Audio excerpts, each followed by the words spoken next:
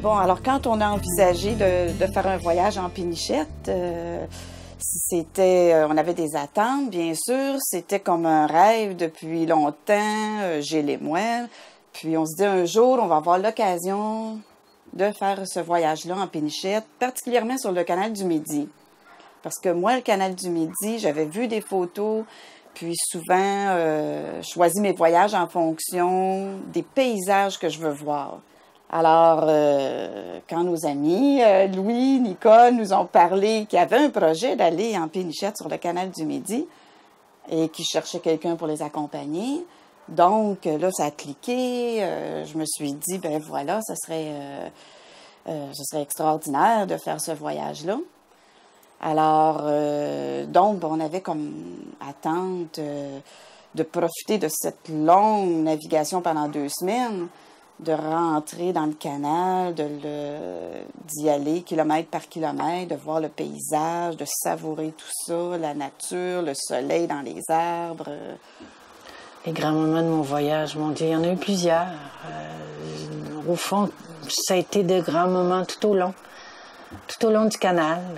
On découvrait les paysages, les platanes, c'est magnifique.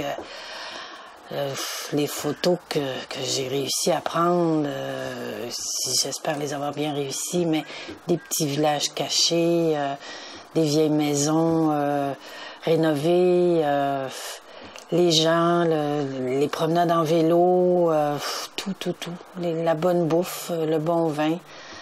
Mais à chaque jour, c'était une nouvelle découverte. Et puis, c'est magnifique. Ah, des larmes, bien sûr. Là. Ah oui. Alors moi, quand je vois des monuments ou des lieux que ça fait longtemps que je veux voir, fait que c'est sûr qu'il y a beaucoup d'émotions qui montent. Voilà, 4 colonnes. Merci beaucoup. Avec plaisir. Moi, j'ai quelques larmes et puis ça fait partie de tous les voyages que je fais. Il y a toujours 1 ou 2 instants là, d'émotion parce que je me dis, aïe, je réalise ce rêve-là, donc je suis privilégiée là, de le faire. L'émotion est toujours là.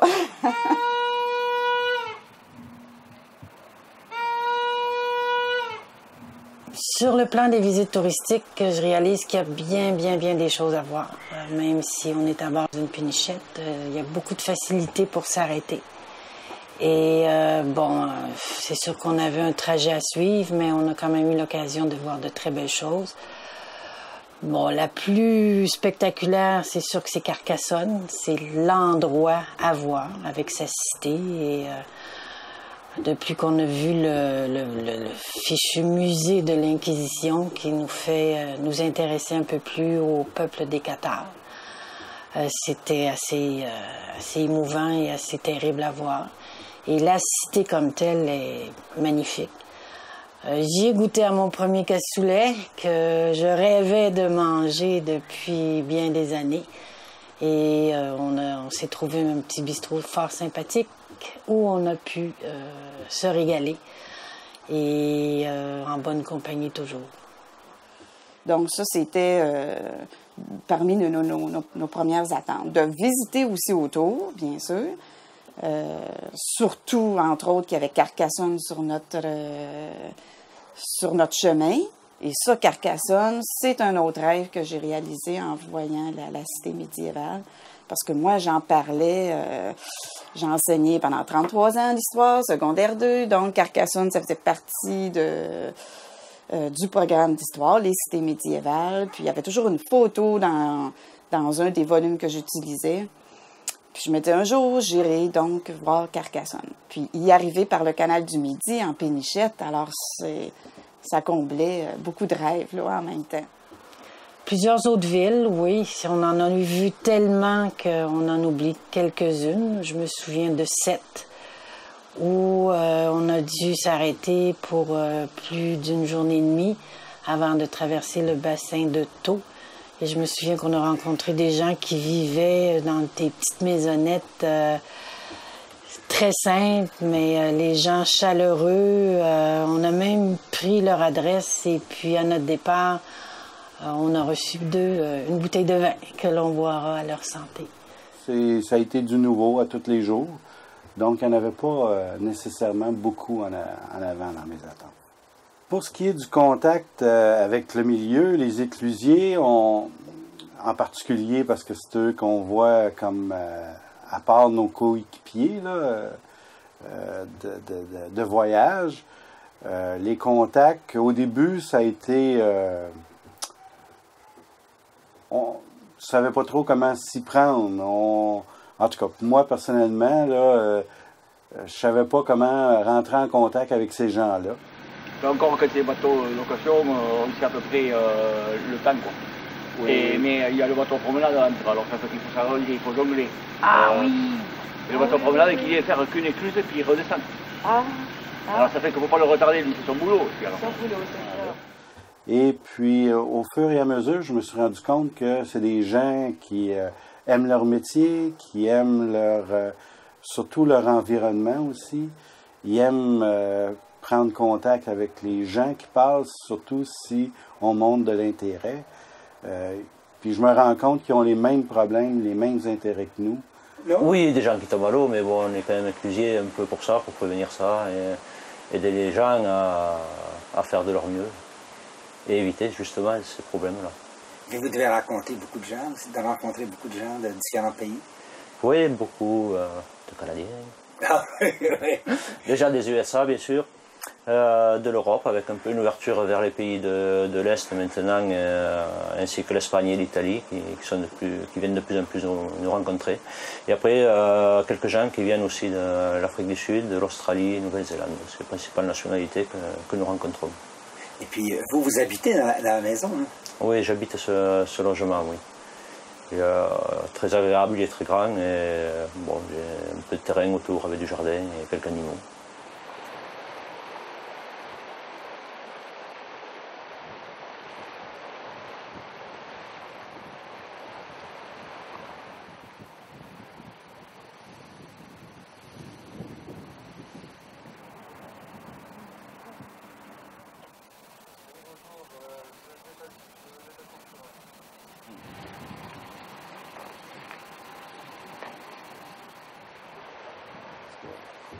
Je suis proche de ma retraite, puis j'ai vu qu'il y en avait quelques-uns qui étaient soucieux de voir comment était pour se passer leur retraite également.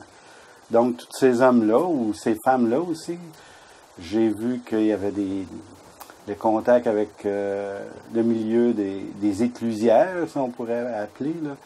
Ça a été très, très sympathique. Et puis, il n'y a plus de bateaux commerciaux ici maintenant. Non, ici, non. On a le tourisme qui a pris un très gros essor. Et le gabarit de nos écluses un peu restreint a freiné cette activité.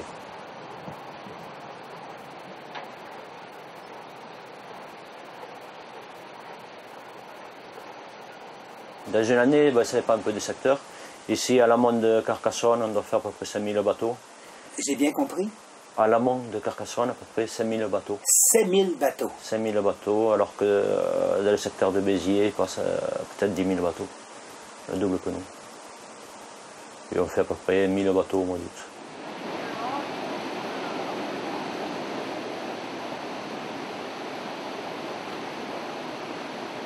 Et puis je me disais, bon, on connaît comment un bateau fonctionne, alors tout devrait bien se dérouler. J'ai réalisé que c'était pas tout à fait un voilier qu'on conduisait, mais on s'est bien amusé. Faut rien prendre au sérieux.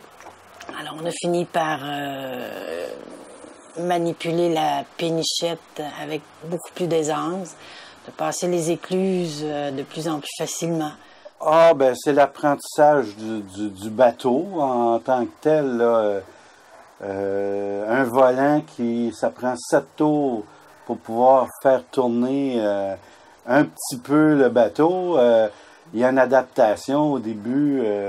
C'est le zigzagage là, qui me déplaisait, mais je comprenais pas que ça zigzaguait. Mais fait que ça devient à la longue de comprendre un petit peu le mécanisme du bateau, de la pénichette, a fait en sorte que le voyage est devenu comme un petit peu plus agréable, parce que je me disais, ça n'a pas d'allure, là. 7 tours pour tourner un petit peu, puis à un moment donné qu'il est parti, ben, on a de la misère à la ramener. Là. Il faut faire 7 tours dans le sens inverse.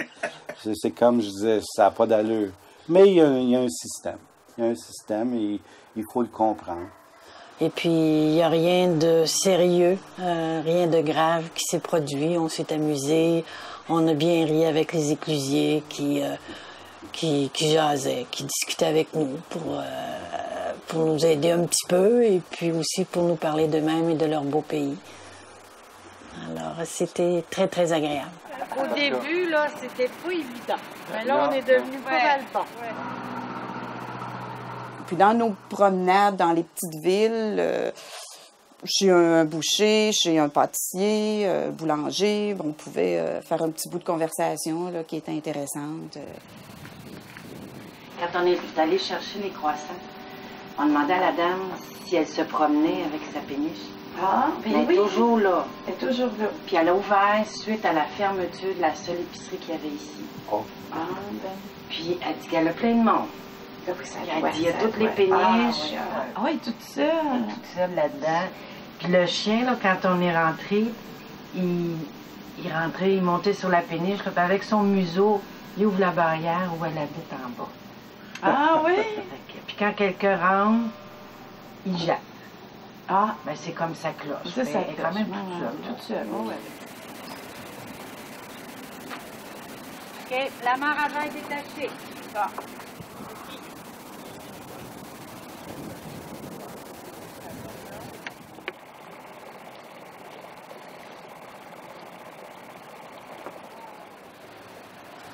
Ah ben, le vin, c'est plein de surprises.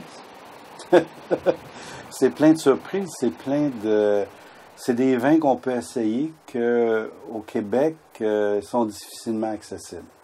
Fait qu'il y a une diversité, puis il y a une fraîcheur dans le vin qui est différente un peu de celle qu'on rencontre au Québec.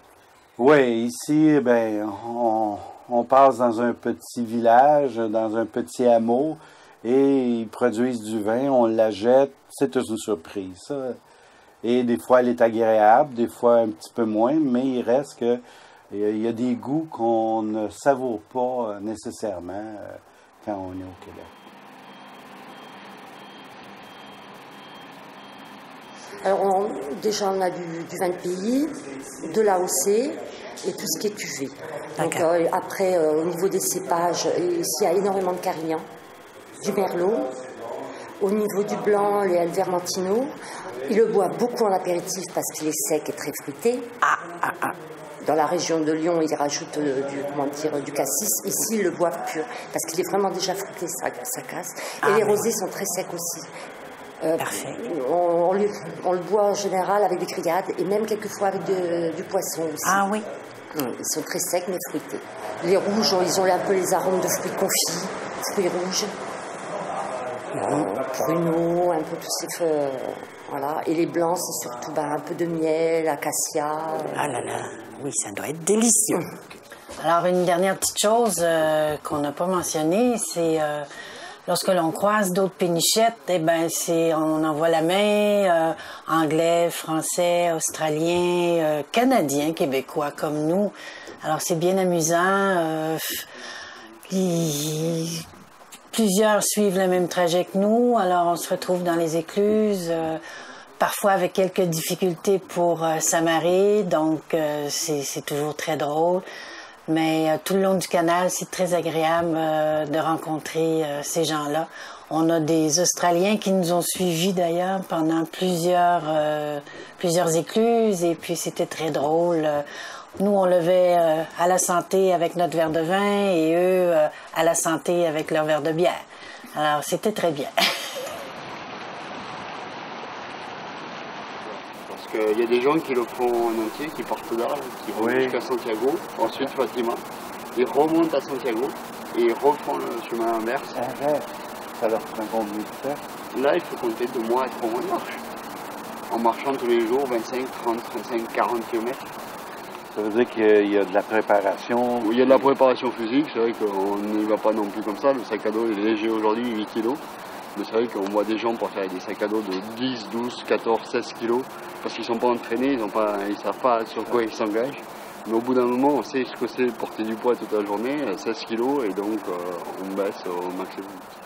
Il y a des Espagnols qui font les 110 derniers kilomètres pour arriver à Compostelle, pour avoir la Compostela. C'est un passeport, c'est une sorte de diplôme qui permet aux jeunes étudiants, pour le bac et tout ça, de pouvoir gagner des points. Et donc, il faut avoir les tampons des 110 derniers kilomètres. Nous, on démarre de plus loin parce que c'est vraiment notre rêve, mais on aurait pu démarrer simplement les 110 derniers kilomètres. Et là-dessus, au fond, toute la carte des chemins.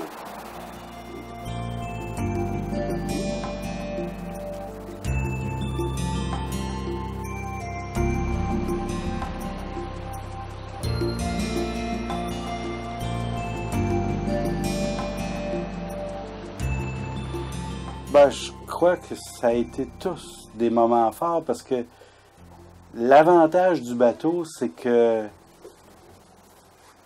on quitte un espace pour rentrer dans un autre à pas ralenti. Et se laissant émerveiller par ce qui est devant,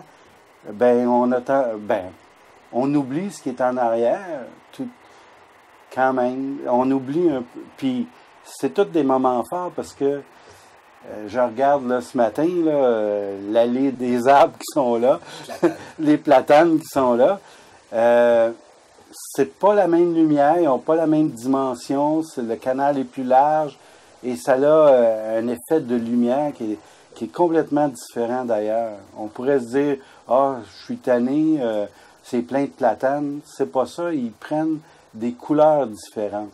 Ici, c'est plus comme l'automne, tandis que plus bas, quand on est parti des bassins en montant, c'était plus vert. Il y avait moins d'automne, il y avait moins de feuilles mortes.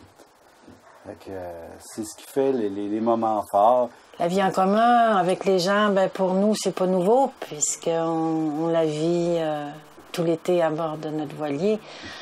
C'est pas évident.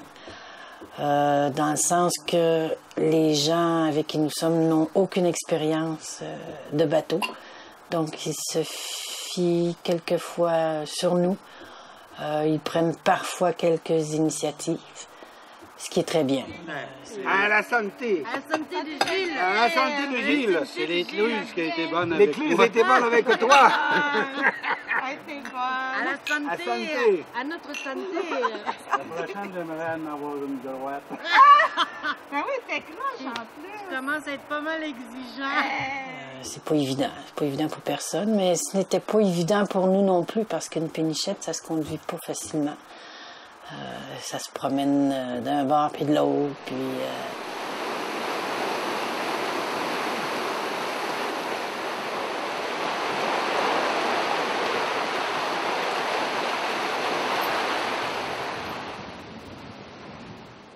Fait que là, il faut toujours s'adapter comme couple. On partait comme couple pour faire le voyage. S'adapter avec les gens avec qui on partage la pénichette. Qui fait quoi quand. Fait que c'est une adaptation. J'ai pris le volant quelques fois. Le roue. Et puis, j'ai pris la roue quelques fois. Et bon, le vent, quand le vent n'était pas trop fort, ça allait très bien. Puis, on apprend avec le temps. Il faut prendre ça doucement, puis comme les gens disent, n'oubliez pas que vous êtes en vacances et le stress, vous le laissez à la maison et non pas à bord du bateau. Donc, les écluses, par contre, j'ai jamais pris la roue comme telle. C'était assez impressionnant. Mais pour ce qui est de lancer les amarres et tout, on est devenus assez expertes, Diane et moi.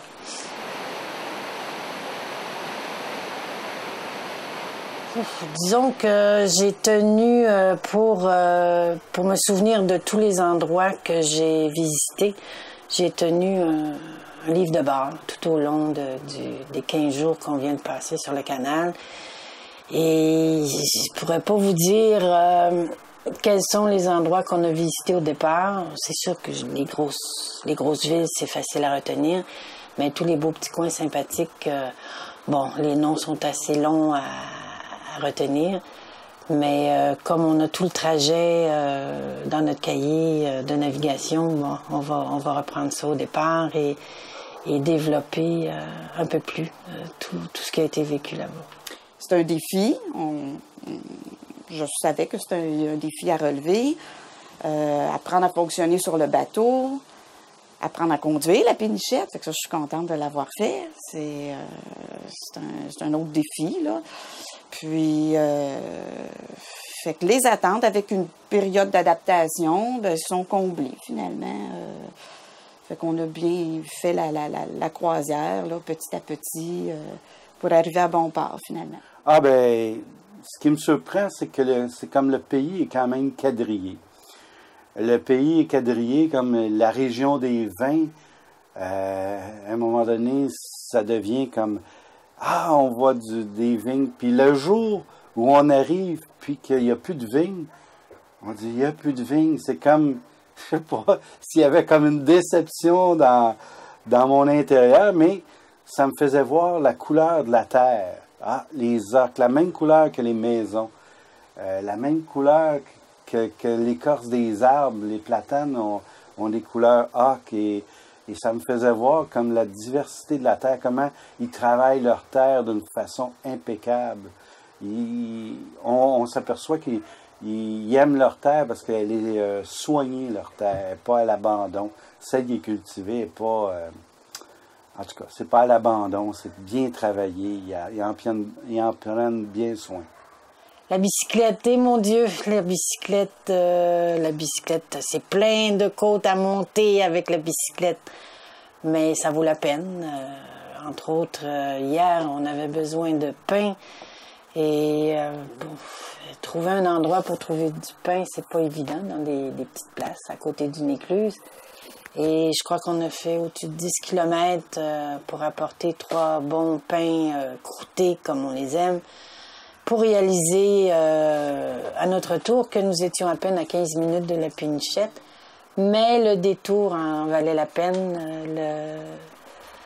Monter vers un petit village, là, puis arriver à la mairie, c'était très agréable.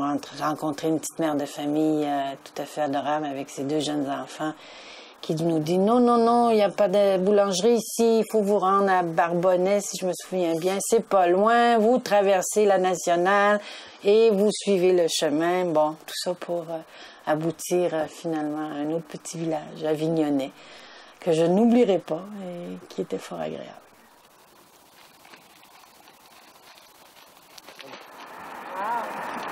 Mais voilà les bons achats, les bons pains 3 fois. Merci. Merci beaucoup. Nicole, on se rejoint dans 4 km. OK. Soit moi ou soit toi. Tu m'attends ou tu t'attends? OK. Attrapez vos amarres. Bonne promenade. Merci. Les bicyclettes le long du canal, disons que c'est très facile à utiliser. Tout ce qu'on a à faire, c'est d'arrêter la pénichette et puis s'accrocher au boulard, descendre les vélos et puis ensuite poursuivre notre randonnée à peu près au même rythme que la pénichette. C'est un autre rythme de vie, c'est autre chose à découvrir. Les gens qu'on salue, l'exercice aussi que ça nous permet de faire. Et c'est bien, c'est très bien. C'est plat, il n'y a pas de côte. Sur le chemin de halage, oui, c'est ce qu'on appelle la randonnée pédestre et la randonnée de vélo. C'est un très beau chemin, les arbres sont magnifiques, ils bordent le canal de chaque côté, c'est immense comme arbre et puis ça produit de l'ombre, donc quand il fait très chaud, ça nous donne un petit répit du soleil. Mais c'est très bien, c'est très agréable. Oui, alors le jour du départ de Latte, c'était fébrile. Hein? Là, on s'en rend compte 2 semaines plus tard que c'était fébrile, c'était tout l'énervement, la fatigue aussi de notre trajet en avion, en train, en tramway, en autobus. Et puis, alors je me souviens d'avoir pris une photo au moment du départ, là. vous étiez tous occupés aux manœuvres de départ, les amarres, tout ça. Bon. Puis moi, j'ai pris ma caméra, puis j'ai pris une photo sur le vif, là. Et puis, aussitôt qu'on a pris le canal, la première écluse d'ailleurs très, très proche, là j'ai eu beaucoup, beaucoup d'émotions parce que là, c'était un rêve qui se réalisait. Puis, fait que là, ouf, fallait prendre des bonnes respirations, là. Bon, alors maintenant le voyage tire à sa fin, il nous reste quelques heures à peine là, de navigation sur le canal du Midi. Donc, si on fait un petit bilan, on regarde toujours un peu en arrière. Le point de vue paysage, c'est vrai que c'est de toute beauté. On a le temps de savourer. En 2 semaines, on a bien du temps pour savourer. Je me sens comblée d'avoir connu le canal du Midi, d'avoir connu comment passer les écluses, dans un sens comme dans l'autre, lancer les amarres. Je sais comment ça se passe, fait que là, je connais ça. 1 semaine, ça aurait été un peu trop vite. 2 semaines, on a eu le temps, j'ai eu le temps de savourer puis de profiter. Le périple se termine aujourd'hui pour ce qui est de la Pénichette. On devrait être de retour à notre base dans quelques heures. C'est beaucoup d'écluses à passer, mais par contre, ça n'en vaut la peine.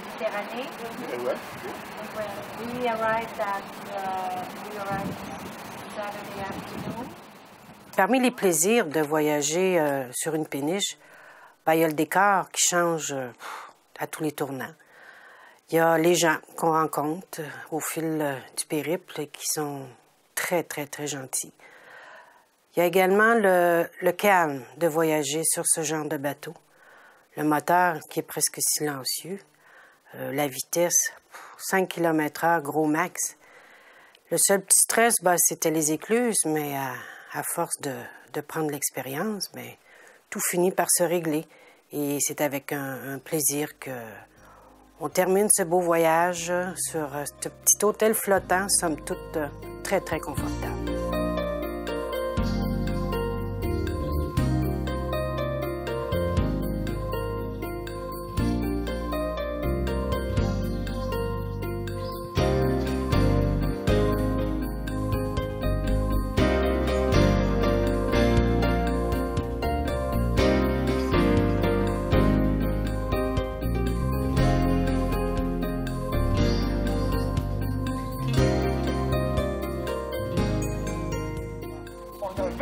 Le canal du Midi! Maintenant, il faut redescendre nos bords.